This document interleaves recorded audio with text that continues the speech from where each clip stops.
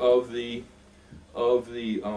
socialist Zionist movement that, for example, had embraced socialist universalism. But the question is, what do those people do when Jews are then attacked? Do they have to rethink and say, well, Jews need a place to protect themselves?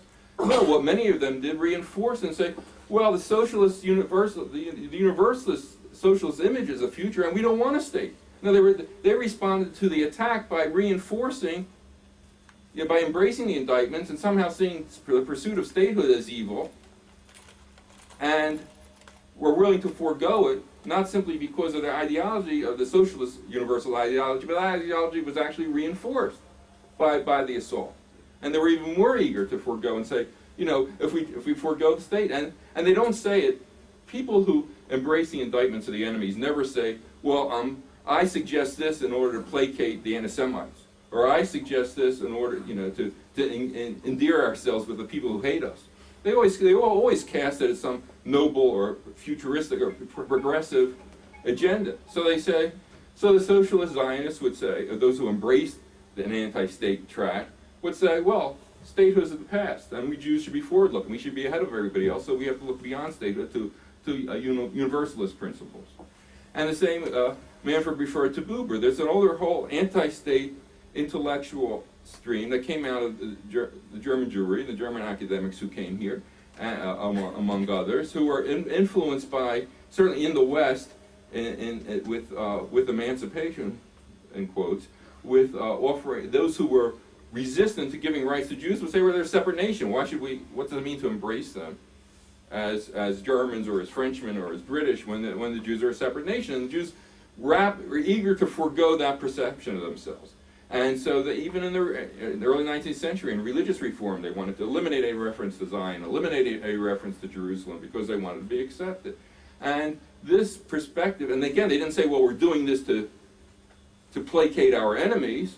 They said, we're doing this because, well, Judaism has moved beyond that, beyond national identity, a local place. We're now a universal religious, we have a universal religious, moral, ethical mission, and to re-embrace nationalism, to re-embrace Zion is atavistic, is going backward.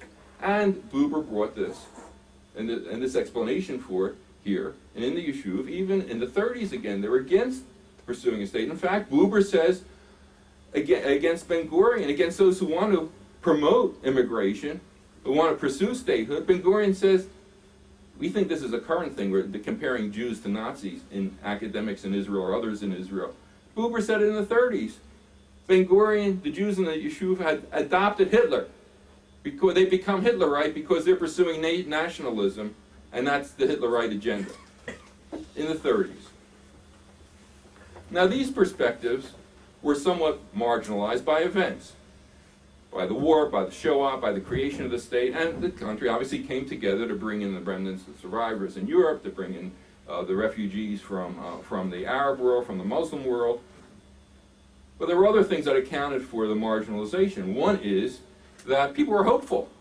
They hoped the siege was about to end, and this is a kind of moving target. But first they said, well, it's going to end because we're an established fact now. In fait accompli, people have to reconcile themselves to the existence of the state. Well, that didn't happen. Then they said, well, it's because the colonialists are still here. Hadn't Britain always played an agent provocateur role in the Jews versus the Arabs? We were dealing with Abdullah, and it was British officer-led Arab Legion that invaded and prodded on by Britain. Things might have been different if Britain were gone, so when Britain leaves, things will be better. And then it was, well, it's the old potentates in the Arab world, and when they leave, things will be better. And you can go on and on, but there were elements of optimism that, again, was a moving target, but helped marginalize this perspective. There was also the fact that, of course, the state was led by labor Zionists, with whom the vast majority of labor Zionists identified, people with whom they identified. And so this, too, kept these anti-state or very critical, very self-critical opinions somewhat marginalized. Now that key element changed dramatically in 77. And after 67 war, you had people, the same marginalized proportion, probably, estimates at the time say about 5% of the population, who said, the issue now is really the territories we captured in the war. Just give everything back. Go back to the 67 armistice lines. the Arabs will give us peace. They were saying this despite Khartoum, despite the 3 no's of no recognition, no negotiation, no peace. But this did not have a lot of traction in the wider population. In 77, you get your first non-socialist Zionist government. Now, clearly, Likud ultimately articulated a perception, well, we'll talk about Judea-Samaria, very different from what Labor was saying, ostensibly very different. Labor was talking about the long plan variations. We hold on to key strategic areas around Jerusalem, the Jordan Valley, other areas, the Etzion block, widen the narrow neck of Israel, the 9 kilometer or so width of Israel, widen that, and other key strategic areas, but they were generally sparsely populated. We give back the densely populated areas, and that'll to Jordan ideally, and that'll be a settlement. And the Likud was talking about autonomy, was saying, what does it mean to give back the historically, religiously most central areas, to return them from Jewish control, and also what does it mean to have a line on the Jordan, if you have, even strategic terms, if you have an enemy in the rear of that line. The differences weren't as stark as commonly described, and we can talk about that. But in any case, both parties, the Labor and Likud, anticipated the siege was going to continue, and Israel had to maintain its strategic capacity to respond to that. And both of them did not think that those who were saying, well, just give back the land and we'll get peace, were dealing at all with reality. But what happened when you had a government for the next 15 years, either as the government or as an equal partner or as a dominant partner in government, that with whom much of the Zionist left did not identify, that is, much of the Zionist left saw this as an alien other Israel. And that concept of alien others within a community is something that's always exacerbated, or always sharpened by besiegement. Once that happened, within the broader Zionist socialist realm, it became easier for the sharper critique, the critique of the state, or the critique of the Zionist agenda, to make headway. Because in a sense you could say, they knew not Ben Gurion. You know, that old comprehension of the state was pushed aside. You had a government with whom they didn't identify, and a more and more common view was, well, the Arabs really, obviously Zionists, social Zionists and others, had to ask themselves, well, the whole Zionist concept was, you know, we would create this new Jew in a new land, and we would be a normal people because we have a land like everybody else, and we'd be at peace. Why hasn't it happened? And the explanation became very easy. Well, it was the new Jew that was going to be at peace. It was a social secular Jew. And the problem is, it's the old Jews are controlling the state. You know, remember the old liberal party, anti-socialist party had become part of Gahal, had become part of Likud, and of course you had the more religious, and the Sephardim community was more religious, and they were craftsmen, tradesmen, so forth, and you had the Ashkenazi that supported Likud tended to be more religious. So it's the old Jews, the religious, and the bourgeoisie that were controlling the state. If we could wrest it back from them and make the proper concessions, then the Arabs would happily make peace.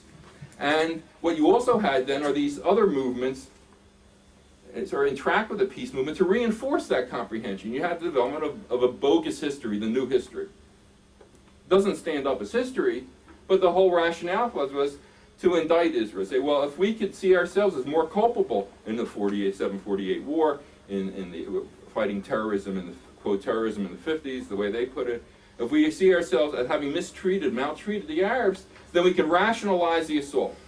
We can make it a common sense of the assault, and we can pursue this. We can get the people to recognize, if they only make the concession, they'll acknowledge their guilt, acknowledge they were bad, and become good, make the proper concessions, then we can win peace. And you get the post-Zionist stream. You know, the problem is the state's too Jewish, and if we change the flag, and if we get rid of Hatikva, and if we end the law of return, then we can get peace. And the divorce, I'll just give you one quote, the divorce between the way the Palestinians were perceived, the attitudes were perceived, and the reality that the peace movement chose to, and the burgeoning peace movement chose to ignore. This is a quote from Faisal Husseini in 1992. Remember Faisal Husseini, the PLO's amanuensis in Jerusalem, before Israelis were talking to PLO and people were talking to him. This is 92 speaking to an Arab audience. We have not conceded and will not surrender any of the commitments that have existed for more than 70 years. We have within our Palestinian and United Arab Society the ability to deal with divided Israeli society. We must force Israeli society to cooperate with our Arab society and eventually to gradually dissolve the Zionist entity. And he made other statements in the same vein. Now this is from Mordecai Bar-On. Mordecai Bar-On was the founder of Peace Now, a very forceful member of the peace movement, and wrote the definitive history of the peace movement. And this is what he wrote about this period immediately before Oslo, the period from which that Faisal Husseini quote is taken. Quote, a new generation of Palestinian leaders was emerging. Younger people like Faisal Husseini. Most of the peace groups on the Israeli side maintained contacts with these new leaders and tried to persuade Israelis that these Palestinians could be partners in negotiations. So here Faisal Husseini is making clear his agenda is the standard agenda of Israel has to be destroyed and we have the capacity to destroy it. And the peace movement was ignoring that, taking any piece you might say in a different vein, in Hebrew or in English, to them, and saying, this is the new Palestinian. They are our partners for peace. And even the indoctrination that went on in the territories after 93, even the terrorist assault from 94 to 96 did not change this opinion. After Arafat launches, after you have Camp David and the other Taba negotiations, then Arafat launches terror war. Before the Taba negotiations, some opinion began to change. And people began to wake up from the delusion of Oslo. But of course, it's far from everybody did so, by a long shot. And the key issue is that the siege is going to continue. We see it now in the context of Hamas's victory, but obviously if Hamas didn't win, whatever the results of the election, the Arab siege is going to continue. And in fact, the siege will end at the Arabs' timing, not Israel. Israel has no influence whatsoever on the ending of the siege, because the attack on Israel, like the indictments of the United States and the Arab world, have such utility in terms of domestic Arab, somewhat to the degree broader Muslim, particularly domestic Arab politics, in terms of inter-Arab politics. And Israel has no capacity, impressive place, obviously, for a country of 6 million. But you compare it to the Arab world of 300 million, it has no capacity to determine. Israel ideally is strong enough, ideally, to defend its people, but it cannot force peace upon the Arabs. But it's that very helplessness to elicit peace that inspires and reinforces the delusion, the push to deluded thinking that we can have some influence. The desire for peace and the inability to, in reality, influence it drives the delusion of influence. And the siege is going to continue. And so it remains an open question. And you see, as Manfred said, you see worrisome signs here and there. Certainly, there's some who were not impressed by Arafat's war. And whenever there's any kind of ceasefire at all, or any kind of diminution of the violence, and even when the violence is not diminished, you will get people to say, well, if we did this, that, and the other, peace will come. And the question is, can Israel... obviously, the siege does cast a shadow over life in Israel. On the other hand, you've built an amazing society here, despite that, and 80% of people say they enjoy their lives here and would not want to live anywhere else. You know, the question is, can you continue nurturing? Well, people are prepared. Enough people are prepared to continue nurturing what you've built, or again, in their eagerness for quote normalcy unquote, be prepared to risk everything to reach out to chase mirages of peace. I think there are optimistic. There are things people can do and bases for optimism. Again, the country responded to the terror war in a way that was extremely impressive, not just the IDF, but the citizenry generally. I think education is key. The government of 92, 96, the education ministry essentially tried to de-Judaize, de-Zionize the curriculum. And you can argue there wasn't enough there to begin with. But certainly whatever there was watered down by Shulamit Aloni and her successor in the education ministry. And some of that's been reversed. And I think, you can give somebody a good education in Zionist history and Jewish history and history of the Yishuv and everything, and they'll still go over to the side. But at least you're arming them with something. I think this can be reinforced. I think there are other things that can be reinforced in the government elsewhere. And I think, again, there's some basis for optimism, too. And so even, again, the more Livnat has rolled back some of that. I think more can be done there and would be very useful. I'll stop there. And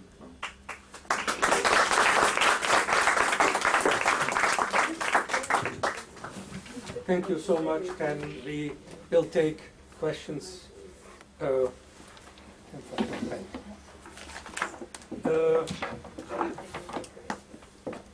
forgot, by the way, Micah.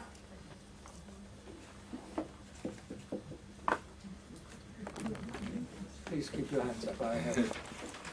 These are worse, I thought.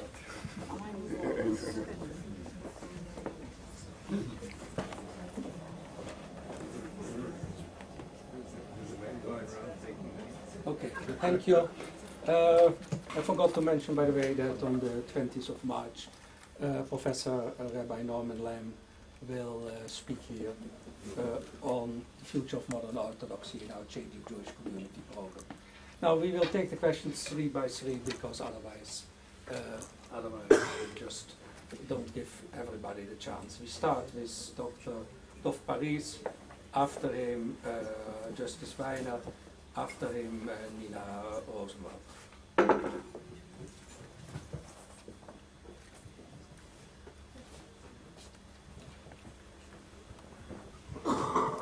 In a sense, you try to rationalize irrationality. I wonder if it is a necessary explanation. There may be a more simple explanation. Danny Kahneman won the Nobel in economics. He is a psychologist. He won the Nobel in economics for showing that people behave irrationally, consistently. Now, could it be a sufficient explanation for the facts which you described? The next one is Justice. Ken, thank you very much for your talk. It gives me so many questions that I don't want to exceed my opportunity here. Quickly though, the last 5 Israeli prime ministers, Rabin, Netanyahu, Barak, Sharon, and now Olmert, every one of them has moved dramatically from long-held positions that you could say were centrist or right towards the left while in office. And as I perceive it, the difficulty that the public has in identifying the psychological problem that you've identified, the Oslo syndrome, is that they see their leaders and leaders from both sides of the aisle going in that very direction. How can you explain, and their willingness to look the other way and not to protest is always based upon the argument that, well, so-and-so is the prime minister, he's been around for a long time, and he knows the scene better than I can, and he has sources of information that I don't. And therefore, if he thinks so, I'll defer to his better judgment. How can you explain the fact that the last 5 prime ministers have all moved dramatically to the left? Nina?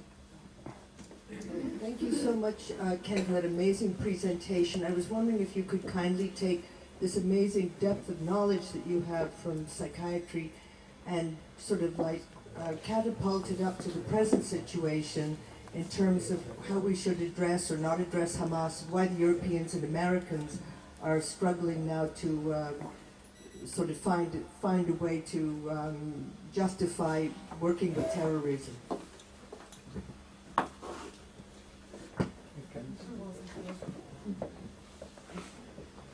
The issue of the sort of universal irrationality that you hear about from the psychological economists or economically oriented or psychologically oriented economists, I think there's a truth to that, obviously. But you look at the actions of besieged populations compared to everybody else. If you say the whole world's irrational and all political entities are by definition irrational, then we can still make comparisons of more irrational or less. The phenomenon I'm talking about is still particularly that.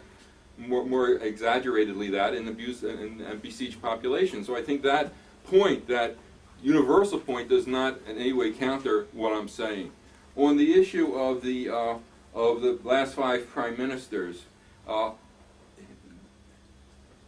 there's a difference between delusions of peace and what I don't think Netanyahu never bought into the notion that Oslo was going to lead to peace. You can say he made concessions he never made. Was he weak? And Sharon said, "Well, Netanyahu panics and when he's under pressure." I mean, that's his characterization. However, he characterized it, and one could argue. I argue in the book that he could have avoided going to Y. He could have avoided doing other things. he elaborated a very rational notion of reciprocity, that, you know, why are we just making concessions? They're not living up to any of their concessions. But he did not follow through with that. Not because he believed there was going to be peace, because somehow he bent to the pressure. And the pressure, and I must say, came from true believers, Jewish true believers. They came from, you know, when again, Netanyahu would talk about reciprocity. Look, they've not lived up to their very first basic agreements in terms of incitement, in terms of stopping terror, dismantling terrorist organizations. So why should we continue making concessions? And the left in Israel said, oh, reciprocity is a code word for being against peace. And they said it not only in the 3 Hebrew dailies here, they said it in European papers, they said it in American papers, and you had the American left, Jewish left, the big contributors to Clinton, telling Clinton, no, the American Jews want you to pressure Israel and Netanyahu to go on making concessions. So I think we have to distinguish between the stance that Rabin and Peres and Barak took, and Netanyahu's, and Sharon's. I think the issue, you look at, say, the withdrawal from Gaza, and there are many critiques that one can make of that. You know, first, obviously, you say, well, he ran on one ticket, then he's pursuing the policies of his opponent in the election, in a sense. And why isn't this given over to the electorate? And then there's a whole sense of making an area, a Judenrein. What does that mean to do that here? And if there are 1 million Arabs living in Israel, why can't there be Jews, whatever the political future of the area? And then there's the one point that most of those opposed to disengagement stated, and also it's true in the Likud referendum that he held and then ignored, even though most of the Likud voted against disengagement, in polls of Likud opinion at that very time, they said, well, yeah, maybe eventually, but not now, because it'll encourage the terrorists. It'll be seen as a victory for terror. So there are many grounds for arguing against disengagement, but disengagement was not presented as a step toward peace. Now you can say, well, he then built a coalition after his original coalition fell apart, that he bringing in labor. There were labor true believers that thought this would lead to peace, but I don't think Sharon did, and I don't think most of the people around him did.